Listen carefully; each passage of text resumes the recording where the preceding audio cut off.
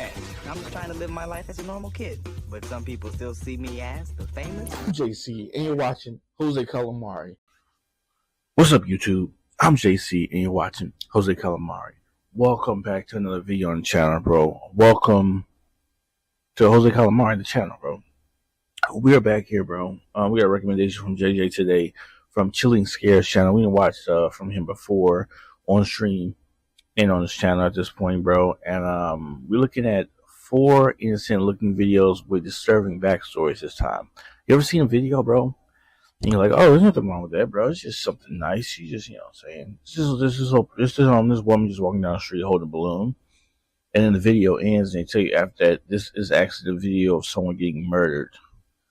And this what took place seconds before she turned the corner with that red balloon. I just made that up, bro. I don't know if that's real or anything, but that is kind of disturbing to watch a video, think nothing of it, and then come to find out disturbing things are happening in the background. We have 4 of these today by Chilling Scares, and I'm interested to figure out which one's the most disturbed, bro. So without further ado, let's get into this freaking video. We aired a segment on highway safety, offering tips on what to do in case your car breaks down. If your car should become disabled, the rule of thumb actually seeing this. Stay inside. There are signs you can get to put on the back window to summon for help. If strangers should offer assistance, tell them to call police or the CHP. Just stay in the vehicle, lock all the doors, turn on the emergency flashers, and wait for help to come. Even if you have to wait all night, it's better to be in the safety of your vehicle and spend the night than to try to walk and get assistance. The segment also featured a ride-along interview with California Highway Patrol Officer Craig Pyre, who emphasized the dangers of leaving the car and blindly trusting others. Anything can happen. Being a female, you could be robbed if you're a male. Ain't that crazy? All the way to where you could be. I've seen this in another video multiple times. Once you get in that other person's car, you're at their mercy. This broadcast concluded with an interview with a driver who ran out of gas. He had pulled over on the highway and set out on foot to find a nearby gas station. The bottom line, though, is that preventing all this trouble is easy. Be sure your car works, and as simple as it sounds. Tell me he don't like Cotton Weary, bro, from Scream. Because even if you're lucky enough to get some, you still may be taking your life in your own hands. Do you realize how dangerous it is? Yes, I realize. In fact, I was putting the gas in, and an 18-wheeler came by and almost blew me away. Truthfully. However, what seemed like an innocent public service announcement was, in reality, aired in response to a horrific crime that took place in San Diego just 2 days prior. The victim of this crime was Kara Knott, a 20-year-old honors student at San Diego State University. She spent Christmas Day with her family celebrating the occasion and opening presents. After dinner, she made plans to spend the next couple of days with her boyfriend, Wayne Bautista. Wayne had severe flu at the time, and Kara wanted to nurse him back to health. So she drove to his house and stayed there for the next 2 days. On the 27th of December at around 8 p.m., she called her father, Sam Knott, from her boyfriend's place to let him know that she was on her way home. The drive from Wayne's house should have taken about 30 minutes. No cell phone. But when 2 hours passed with no sign of her, her parents began to worry. At around 10 p.m., Sam suddenly got up from his chair and said to his wife, "I'm gonna go find Kara." With that, he drove to Wayne's house, hoping that Kara would still be there. Unfortunately, Wayne told him that she left soon after she called Sam, and he had no idea where she was. Members of her family and Wayne began looking for her along the route she should have taken back home. However, despite driving around all night, they found nothing that could give them any insight into her whereabouts. Kara had vanished without a trace. That is until 5:15 a.m. when the family decided to drive down the Mercy Road exit ramp off of I-15. There, they found Kara's white Volkswagen Beetle. The driver's side window was halfway down, the keys were still in the ignition, and all of her belongings were still in the car. But there were no signs of Kara herself. The family reported this find to the police, who quickly began searching the area. Not long after this search began, they found Kara's lifeless body 70 feet below a nearby bridge. Later medical examination of her body revealed that she had rope burns around her neck and a mysterious round injury above one of her eyes. After a complete analysis of her injuries, the coroner concluded that she had been strangled before being thrown from the bridge. Other than these injuries, there were no signs of anything being done to Kara. This made it extremely difficult for investigators to pinpoint the killer's motive behind this horrific crime. There were no signs of someone else being in the car either, which also made it difficult to determine why she would drive off the main highway down an abandoned exit on her own. True. Kara's boyfriend was the last person who saw her alive. This made him the lead suspect in her murder, I but bet. he was soon cleared of any suspicion since he was at home recovering from the flu when the crime happened. The only clue investigators had left was a receipt from a Chevron gas station about 15 miles from the crime scene. Kara likely stopped there on her way back. Unfortunately, questioning the gas station employees failed to uncover any new leads, leaving investigators with zero clues for where to look next. Without any other options, investigators turned to the media and broadcasted Kara's disappearance in as many places as they could, asking the public for any useful information. This also included the segment on highway safety with Officer Craig Pyre. Luckily, after these segments aired on TV, the Associated Hotline quickly received over 24 calls from women.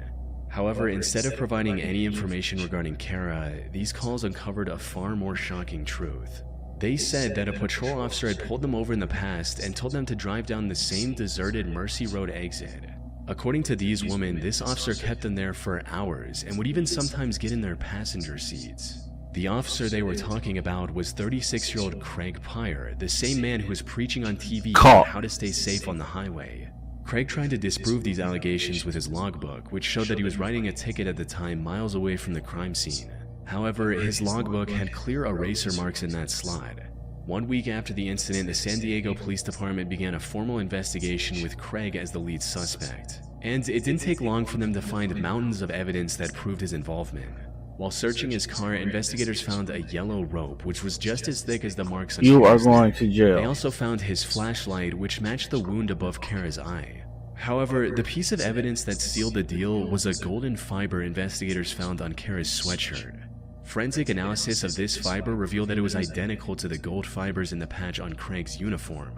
By this point, it was clear Craig was the one responsible for this crime. However, he remained adamant that he was innocent. But all the evidence and the testimonies from over 24 women allowed investigators to piece together what might have happened that night. As the story goes, Craig saw Kara driving alone and decided to pull her over down the Mercy Road exit, just like he had done with dozens of women before. However, instead of going along with him, Kara decided to fight back and maybe even threatened to file a complaint against him.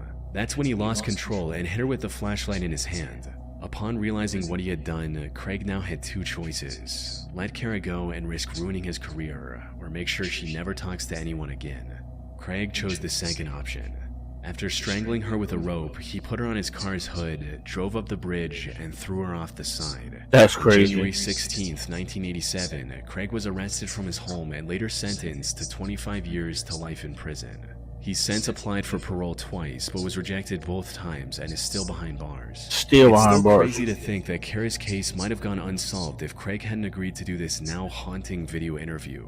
An interview he did where just days before, he had committed the murder of Kara Nod. Ain't that crazy how hypocritical that is? You gonna literally sit on the air and say that, On John, June but you 2nd, don't kill it. 2016, a woman named Christina Kellen posted this video of her pet parrot talking like a human.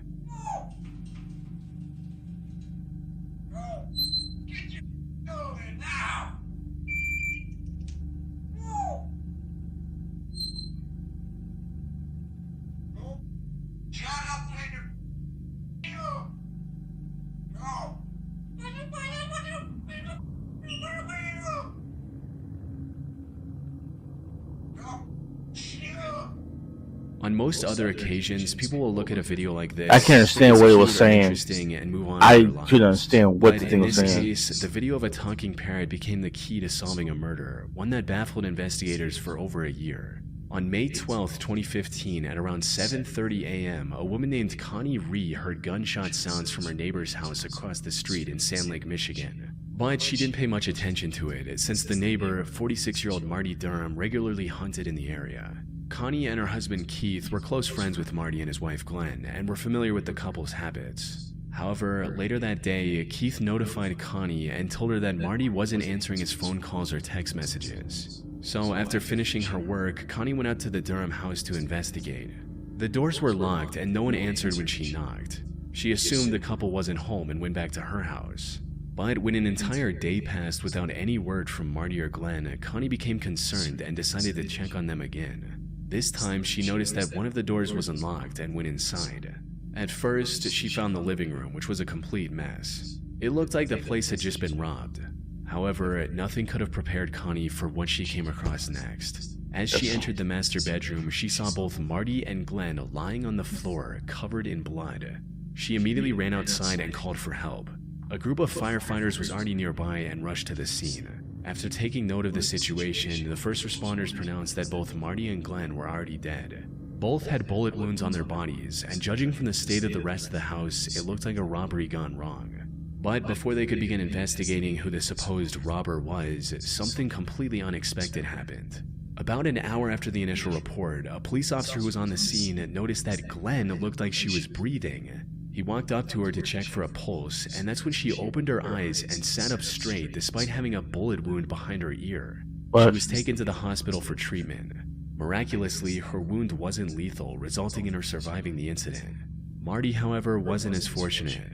He was shot 5 different times and didn't make it. She set him up, huh? Investigators found a Ruger new model revolver under a couch in the living room. She made you look like a They also robbery. found several cartridges and 1 unused bullet for this revolver on the couple's bed. Investigators believed that this was the weapon used to shoot both Marty and Glenn, but they didn't find anything that could help them locate the supposed intruder. Without any other options, the police began investigating Marty and Glenn in hopes of finding potential leads. That's when they made a chilling discovery. Glenn's phone record showed that on May 11th, 2 days before Marty's body was discovered, she texted her mother saying, "Love you, sorry." Seconds after sending this text, Glenn's phone accessed a web page titled Ruger New Model Single 6 Single Action Revolvers. This was the same gun that was found in their home. After a more thorough search, investigators also found 3 letters written in Glenn's handwriting that were addressed to her children. Similar to the text she sent to her mother, these letters also contained apologies of sorts. When Glenn finally recovered enough to talk in October of 2016, investigators asked about everything they found. Glenn, however, completely denied ever searching anything about a revolver online, and said that she had written the letters a long time ago. When killed the asked about nigga. Marty, she claimed that she didn't remember anything relating to his death. At this point, Glenn was the #1 suspect. However, investigators didn't find any solid evidence they could use to bring her in for a proper questioning or make an arrest. After all, it was still possible that the incident was caused by an intruder, especially since Glenn was shot as well.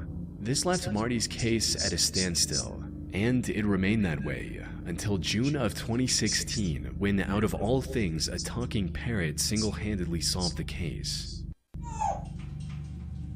Okay, thanks for the subtitles. You see, the African gray parrot in this video was named Bud, who originally belonged to Marty. He was later handed over to Marty's ex-wife, Christina, after his death. The thing about this parrot is that he was in the house when everything went down and witnessed everything. Nigga, it For those who repeated. don't know, African gray parrots are among the most intelligent parrot species. They're great at imitating human That's speech and even understanding the crazy. meanings of some words. This will make a nigga They're not also want to get a more likely parrot to if he's trying repeat to what they heard fly. during a high-stress situation. This is why, while in the care of Christina, Bud kept repeating what he heard on that day over and over again.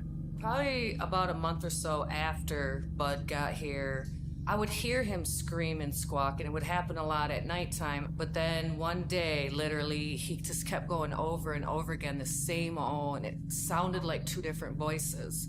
And I was just so freaked out that I took it upon myself to record it. Crazy that Going parrot into the can video do of him that. Speaking, we can make out what sounds like an argument between Glenn and Marty.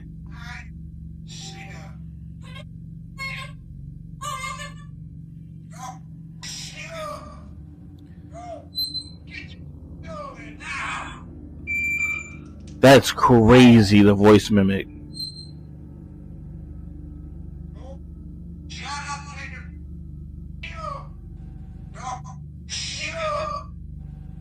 Put simply, there was no intruder. Glenn and Marty had an argument I where she know. was yelling and likely had a gun pointed at him.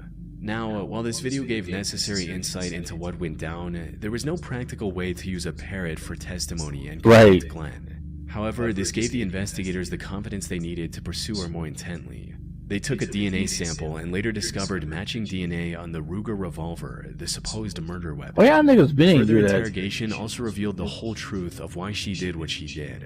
Apparently, Marty had been on disability ever since getting in a car accident a few years back. But he was able to make ends meet by illegally selling his prescription narcotics. He left Glenn in charge of the money he made from his drug business so she could pay off important bills like the house mortgage. Glenn, however, wasted much of this money on gambling and kept lying to Marty about the mortgage payments. Marty eventually learned the truth when the bank announced that it would foreclose the house on May 12, 2015, the same day Glenn shot him to death. Rather than facing the consequences of her own mistake, Glenn decided it was better to orchestrate a robbery gone wrong and take her own life. In the end, Glenn was arrested on the 24th of June 2016 and was later sentenced to life in prison for a crime against her own husband. You are in jail for life. What you get? On November 18, 2011, at 4:35 a.m., Sydney Fire and Rescue Services responded to an automated fire alarm at the Quakers Hill nursing home. The fire was nothing short of a complete tragedy. As things started calming down, news outlets conducted interviews of the people involved. This included Roger Dean, a nurse who was on duty at the nursing home when the fire erupted.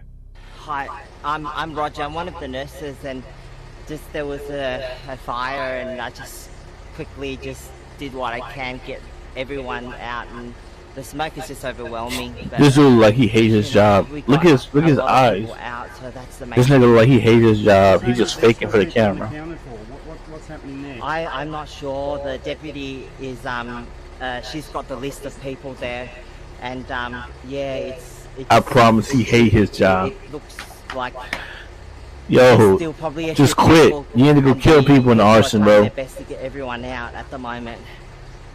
Yeah.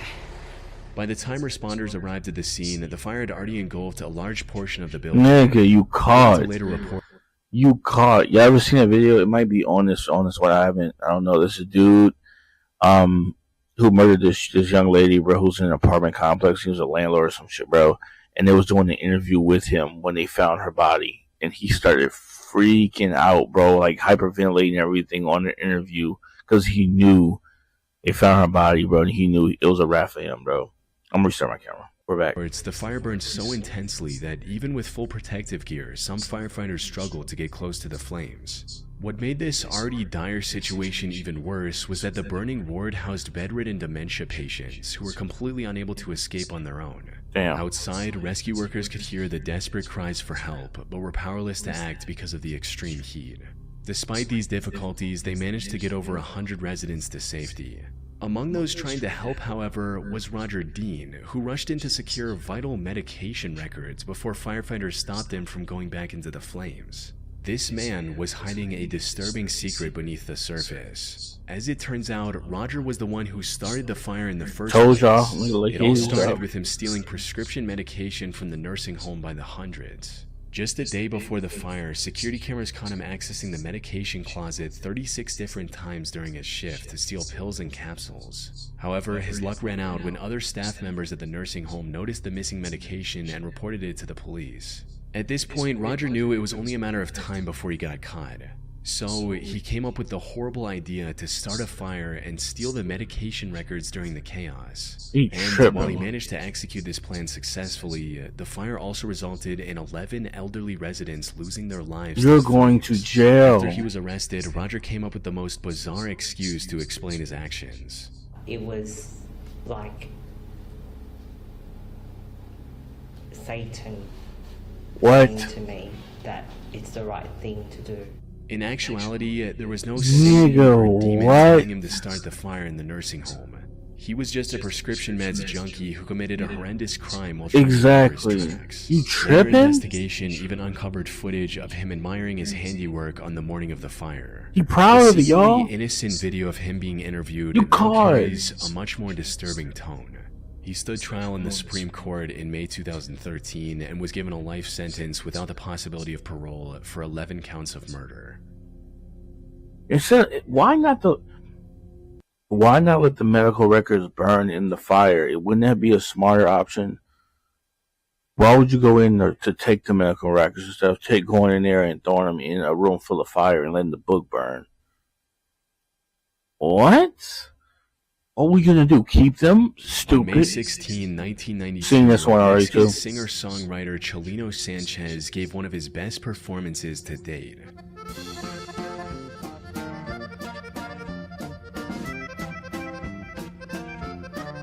He performed many of his popular songs before ending the concert in spectacular fashion. The fans loved every second of it. Little did they know at the time, this was going to be the last time they would ever see him perform. And it all tied back to the origin of Chelino's music. You see, Chelino was born in 1960 in a very poor farming region in Sinaloa, Mexico. Even worse than poverty, Chelino's village was marked by rampant inequality, where a few rich and powerful men had the power to do whatever they wanted. Unfortunately, Chelino experienced this inequality firsthand when a local thug named El Chapo Perez assaulted one of his sisters. However, Chelino wasn't going to let that slide. When he was just 15 years old, he spotted El Chapo at a party. And without a second thought, Chelino went up to El Chapo, drew his gun, and killed him at point-blank range. Damn. But since El Chapo was a well-connected man, killing him forced Chelino to flee to Tijuana before crossing the border into the US. After establishing a foothold in America, Chelino went into business with his brother in Mexico, smuggling Mexicans into the US. However, this operation came to an end in 1984 when his brother was killed in a hotel in Tijuana. This inspired Chelino to write a song commemorating his brother, but he did so in the most unconventional way. The song was written in a traditional Mexican style called corrido. For the lyrics, Chelino spoke openly about him and his brother's life, not shying away from the topics of drugs and violence. During this time, he himself ended up in prison in Tijuana. There, other inmates loved his unique style of music, causing it to spread across the Mexican underworld by the time he got out. It also gained a new name called narco corrido.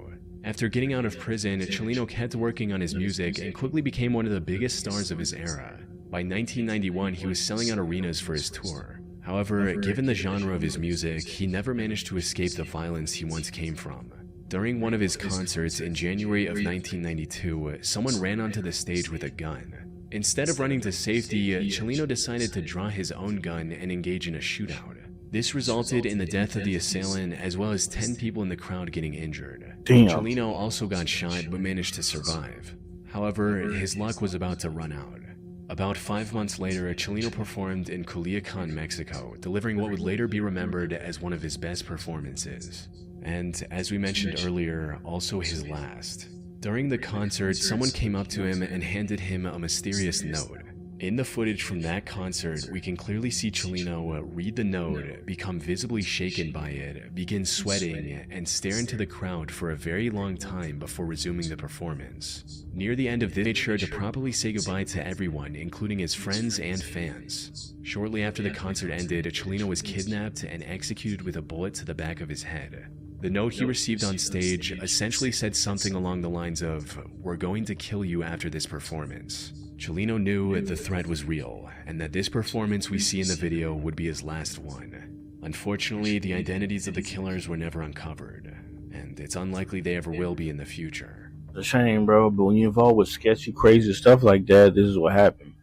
And the thing is, you can't even like blame, it's like he went full throttle after his sister got assaulted, which, you know what I'm saying, running off emotions. I understand, bro. Family, you love your family.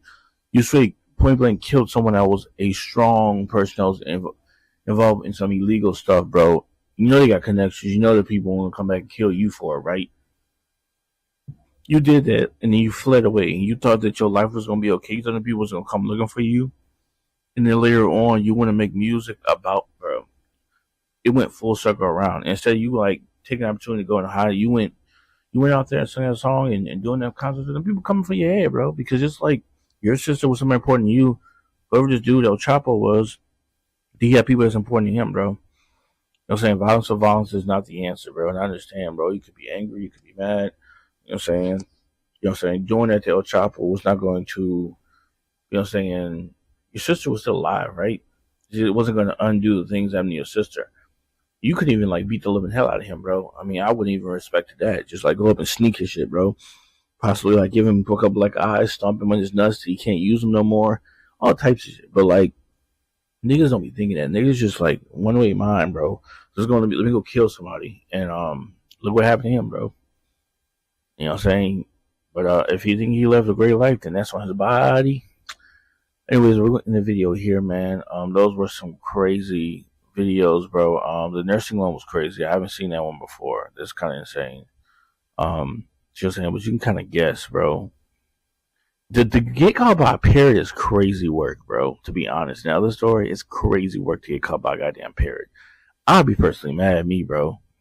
Saying you really got caught by a parrot. Didn't think the parrot was gonna repeat what happened that night, and you got caught. Stupid ass. Anyways, bro, until next time, guys, I'm JC. You're watching Jose Calamari. Later, people.